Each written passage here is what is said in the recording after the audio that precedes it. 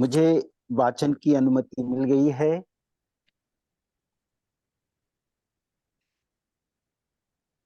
नमो बुद्धाय, नमो धम्माय, नमो संघाय।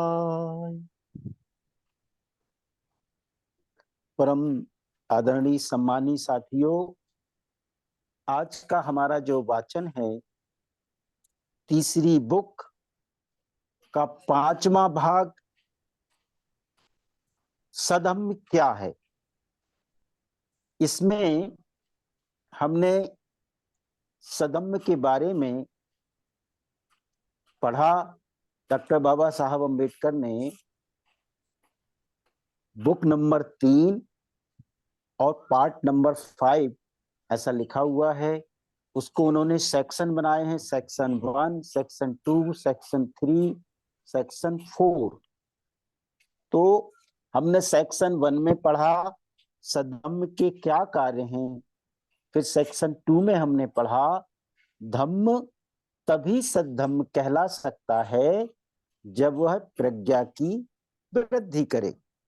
फिर हमने सेक्शन 3 में पढ़ा कि धम्म तभी सद्धम्म कहला सकता है जब वह मैत्री की वृद्धि करे।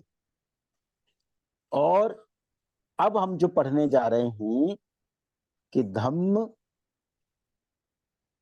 वह तमाम तभी सधम्म कहला सकता है जब वह तमाम सामाजिक भेदभाव को मिटा दे।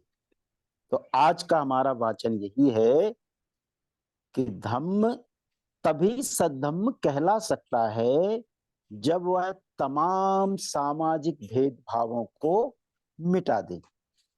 और इसकी हमारे जो साथी हिंदी एडिशन देख रहे होंगे उनका पेज नंबर है 237।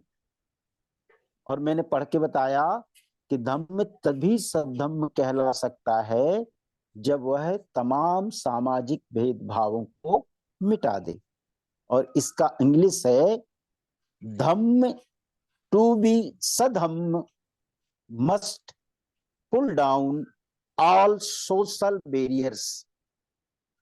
और इसका जो बिंदु क्रमांक 1 है वो बाबा साहब ने लिखा है Dhamma to be Saddhamma must break down barriers between man to man.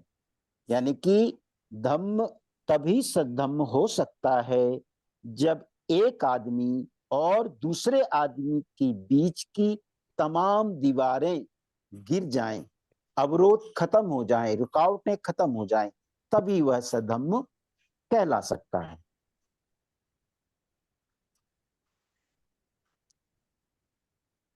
एक आदर्श समाज क्या है? प्रश्न है, एक आदर्श समाज क्या है? ब्राह्मणों के अनुसार वेदों ने आदर्श समाज की परिभाषा की है।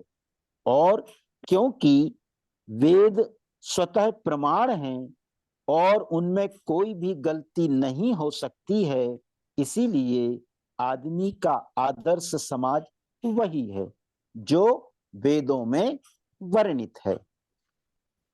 वेदों में जिस आदर्श समाज का विधान किया गया है वह चातुर्ण वर्ण कहलाता है। वेदों के अनुसार इस प्रकार के समाज में 3 बातें अवश्य होनी चाहिए। नंबर 1, इसमें 4 वर्ग होने चाहिए। नंबर 2, इन वर्गों का आपसी संबंध क्रमिक असमानता के सिद्धांत पर आश्रित होना चाहिए। और नंबर 3 है कि हर वर्ग को अपने अपने पेशे में लगा रहना चाहिए। ये 3 बातें इसमें लिखी हुई हैं कि इनके वेदों के अनुसार, ब्राह्मणों के वेदों के अनुसार इस प्रकार के समाज में 3 बातें अवश्य होनी चाहिए। पहली बात है कि इसमें 4 वर्ग होने चाहिए। दूसरी बात है कि इन वर्गों का आपसी संबंध क्रमिक असमानता के सिद्धांत पर आश्रित होना चाहिए। और तीसरी बात रखी गई कि हर वर्ग को अपने अपने पेशे में लगा रहना चाहिए। इसको डॉक्टर बाबा साहब अम्बेडकर समझाते हैं कि इन 4 वर्गों में कौन से वर्ग होना चाहिए? ब्राह्मण, क्षत्रिय, वैश्य और शूद्र। और दूसरी बात, इन वर्गों का आपसी संबंध क्रमिक असमानता के सिद्धांत पर आश्रित होना चाहिए। दूसरे शब्दों में, ये तमाम वर्ग एक दूसरे के समान नहीं हो सकते, उन्हें एक दूसरे के ऊपर नीचे होना चाहिए। सामाजिक दर्जे के बारे में, अधिकारों के बारे में तथा सुविधाओं के बारे में सबसे ऊपर ब्राह्मण हो, उनके नीचे क्षत्रिय हो, किंतु वैश्यों के ऊपर हो। उनके भी नीचे वैश्य हो, किंतु शूद्रों से ऊपर हो, और सबसे नीचे शूद्र हो। चातुर्वर्ण के संबंध में रखने वाली जो तीसरी महत्वपूर्ण बात यह है कि हर वर्ग को अपने अपने पेशे में लगा रहना होगा। ब्राह्मण का काम है पढ़ना पढ़ाना और धार्मिक संस्कार करना। क्षत्रिय का काम है शस्त्र धारण करना और लड़ना। वैश्य का काम है व्यापार तथा दूसरे कारोबार करना। शूद्र का काम है ऊपर के तीनों वर्गों की सेवा करना, उनके सभी मैले कुचैले काम करना। कोई एक वर्ग दूसरे वर्गों का पेशा नहीं कर सकता, वह उसके पेशे की सीमा पे पैर नहीं रख सकता। इस आदर्श समाज के सिद्धांत को ब्राह्मणों ने ऊंचा दर्जा दिया और लोगों में इसका प्रचार किया। यह स्पष्ट ही है कि इस चातुर्वर्ण की सिद्धांत की आत्मा ही है असमानता। यह स्पष्ट ही है कि इस चातुर्वर्ण के सिद्धांत की आत्मा ही है असमानता। यह सामाजिक असमानता किसी सामाजिक खेत की अनायास उगी हुई उपज नहीं है।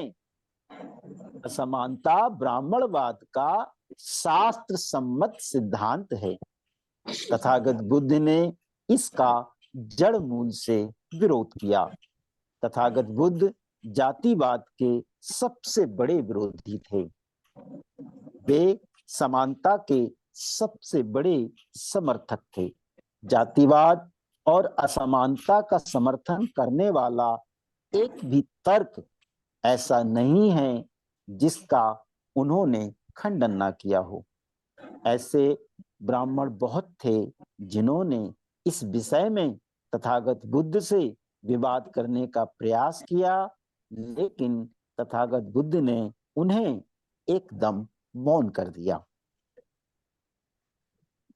अश्लायन सूत्र में कथा है कि एक बार सभी ब्राह्मणों ने इकट्ठे होकर अश्लायन ब्राह्मण को तथागत बुद्ध के पास भेजा कि वह जाकर उनसे जातिवाद के बारे में शास्त्रार्थ करें।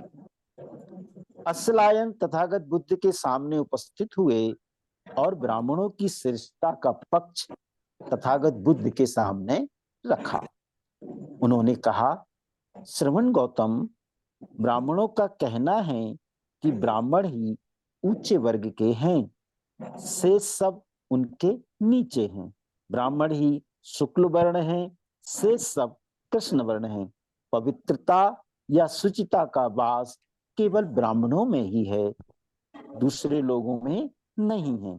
केवल ब्राह्मण ही ब्रह्मा के औरस पुत्र हैं, उनके मुख से उत्पन्न, उनके रचे हुए, उनके पैदा हुए हुए और उनके उत्तराधिकारी।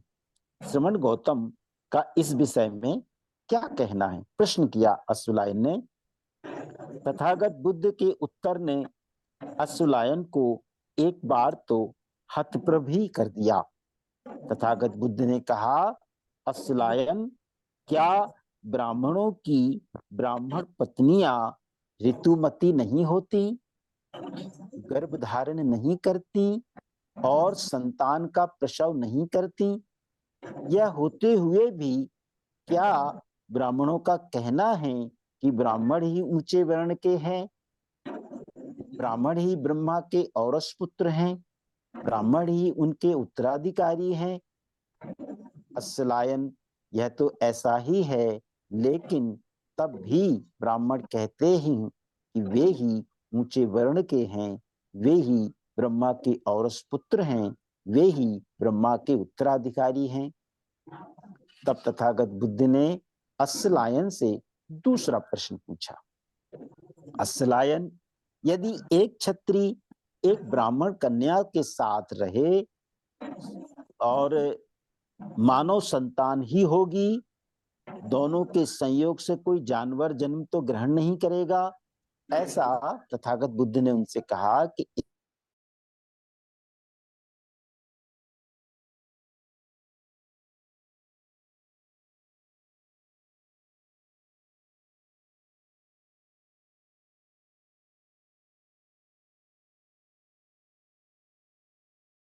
नैतिक उन्नति कर सकने की बात है, तो क्या एकमात्र ब्राह्मण ही अपने आप को राग द्वेष से मुक्त कर सकता है? एक क्षत्रिय नहीं, एक वैश्य नहीं, एक शूद्र नहीं? अस्वलायन बोला, नहीं, चारों वर्ण के लोग कर सकते हैं।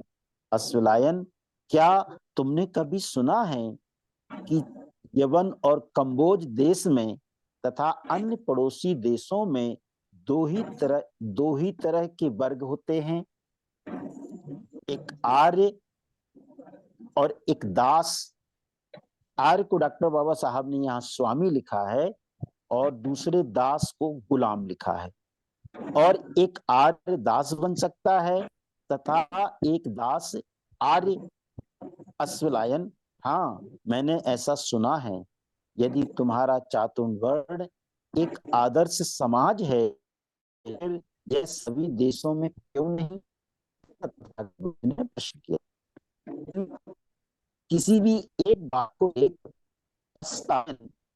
जातिवाद और असमानता के पक्ष का समर्थन का उस एकदम मौन रहना पड़ा।